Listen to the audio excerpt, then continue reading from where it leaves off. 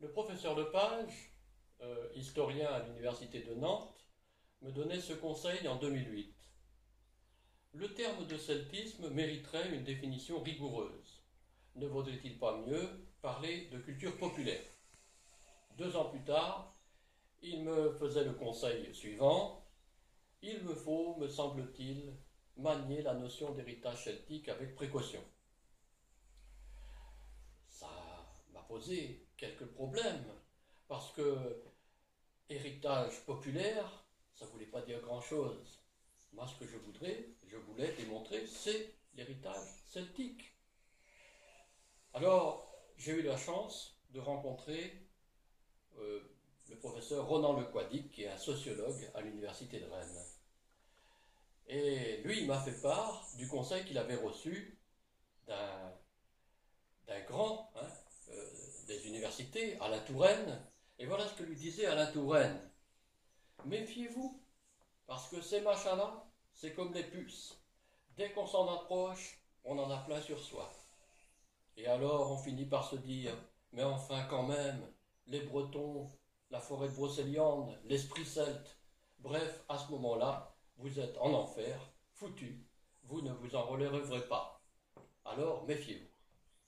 Voilà le genre de conseil qui était prodigué par un grand professeur à la Touraine. Mais ça, c'est de la celtomanie. Et c'est ça qu'on appelle la celtomanie aujourd'hui, car la celtomanie existe encore de nos jours. Dès que l'on parle un petit peu de celtisme, dès qu'on veut évoquer le celtisme autrement que les Celtes anciens de l'Antiquité, eh bien tout de suite, on vous accuse de celtomanie. Alors c'est quoi la celtomanie? Ben, la celtomanie, ça serait une maladie, hein, une pathologie qu'on aurait dès qu'on toucherait un peu au celtisme et qui tendrait à nous amener à voir du celtisme des Celtes partout. Hein. Elle est née, cette celtomanie, au XIXe siècle, hein, vers le milieu du XIXe siècle, mais déjà dès le début du XIXe siècle, sans que l'on utilise le terme de celtomanie, on soupçonnait déjà les chercheurs, les celtologues, de celtomanie. De qui parle-t-on? Eh bien, d'un des premiers ethnographes français, Jacques Cambry, qui avait été nommé préfet de la République, enfin préfet de la France, napoléonienne, pardon, dans le Finistère, et qui était lui-même originaire du Morbihan. Et Jacques Cambry avait fait donc un recensement des us et coutumes d'un pays très particulier, hein, le Finistère et particulièrement le pays bigoudin, qui était pratiquement un pays étranger par rapport aux coutumes du centre de la France, du reste de la France. Il faut s'imaginer qu'on est dans le Finistère, les gens ne parlent que le breton, hein, ont des drôles de façons de s'habiller, drôles de façons de se comporter, etc. Alors on a accusé Jacques Cambry de voir du celtisme partout parce qu'il avait fait l'apologie de ces Celtes bretons du Finistère. On a dit il a été victime de ces lectures de La Tour d'Auvergne. La Tour d'Auvergne, c'est un grand monsieur, un grand écrivain, d'origine bretonne, Malo de La Tour d'Auvergne, et qui, lui, avait fait un essai d'explication sur la langue bretonne. Il s'était particulièrement intéressé à la langue bretonne. Et il avait considéré que la langue bretonne pouvait être peut-être la mère des autres langues, la mère des langues de l'humanité. Bon, on était au balbutiement de la linguistique. On n'avait jamais étudié les langues auparavant, sous la forme de d'où elles peuvent venir, quels liens elles ont entre elles, et quelle langue a influencé quelle autre langue. Donc on ne peut pas accuser ces gens-là de faire des hypothèses alors qu'ils n'ont aucun élément pour juger de la véracité de leur thèse. Hein. Donc la tour d'Auvergne, ça d'ailleurs va être à l'origine hein, d'un courant celtique, hein, d'un intérêt celtique de l'Europe. Hein.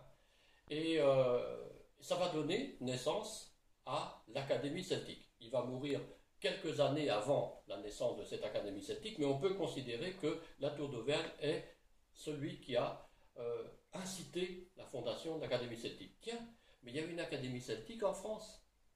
Ah oui, il y a eu une Académie celtique en France, sous Napoléon, à la demande de l'empereur lui-même en 1804.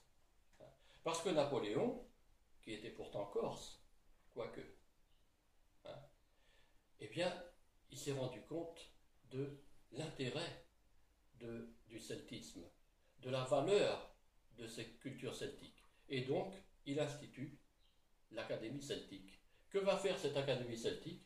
Eh bien, elle va déterminer un questionnaire d'une cinquantaine de questions qu'elle va adresser dans les différents départements français pour savoir ce qu'il reste de cette culture qu'on a en même temps découvert hein, sur le plan ethnographique grâce à Jacques Cambry, hein, mais qui en même temps est en train de risquer de disparaître. Hein, parce qu'à l'époque, eh ben, on ne parle que de la civilisation gréco-romaine. Et on affirme que la culture française est la fille de la culture gréco-romaine. Ce qui paraît complètement absurde. Complètement. C'est une invention des rois, et particulièrement de Louis XIV, qui était un admirateur d'Alexandre le Grand, hein, le grec Alexandre le Grand. D'ailleurs, il s'habillait un peu comme lui. Hein. Donc, cette Académie celtique va envoyer le questionnaire, et ce qu'il est curieux de noter, c'est que cette Académie celtique ne va pas durer. Elle va vivre seulement de 1804 à 1813. Et en 1813, on l'a fait disparaître, sous des soupçons de celtomanie. Je vous dis tout de suite, la celtomanie, le mot n'existe pas. Ce n'est pas parce que le mot n'existe pas que l'accusation n'existe pas. C'est-à-dire qu'on accuse ceux qui s'occupent de l'Académie celtique, hein, et en l'occurrence Jacques Cambry, qui en est le président, je crois, hein, et puis Mangoury, qui en est le secrétaire, Géano, enfin, on les accuse de tout voir à travers les Celtes. Mais c'est une académie celtique.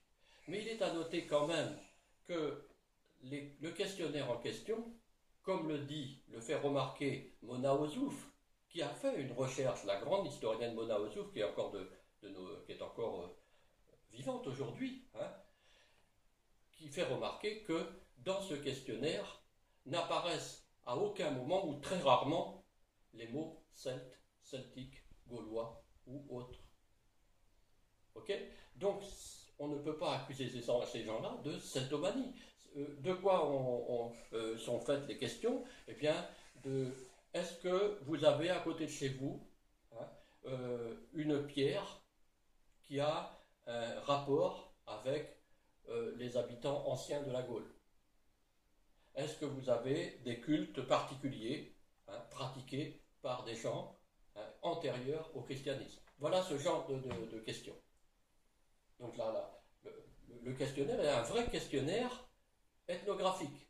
C'est d'ailleurs le premier questionnaire ethnographique en France.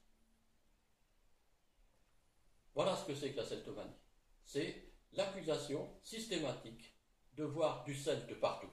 Mais pourquoi on a créé ce concept, si on peut appeler ça un concept de celtomanie? Eh bien simplement parce que lorsque l'Académie celtique a fait l'état des réponses qu'elle a obtenues, eh bien, elle a démontré que la France n'est pas du tout un pays unifié, que la nation française n'existe pas, que en Auvergne, ou en Bretagne, ou en Occitanie, ou en Picardie, ou en Champagne, eh bien, on ne se considère pas comme français. C'est-à-dire que cette unité nationale qu'on veut tant mettre en place depuis la Révolution, hein, qu'on a essayé de créer par la force. Il ne faut pas oublier que la Révolution, c'est aussi la contre-révolution, c'est-à-dire des gens qui refusent de se soumettre au diktat des révolutionnaires parisiens, des républicains parisiens. Eh bien, cette France-là, elle n'est pas du tout unifiée. Et elle ne le sera qu'à la fin du XIXe siècle, par un autre moyen que la force, hein, par la force de l'éducation, on va dire.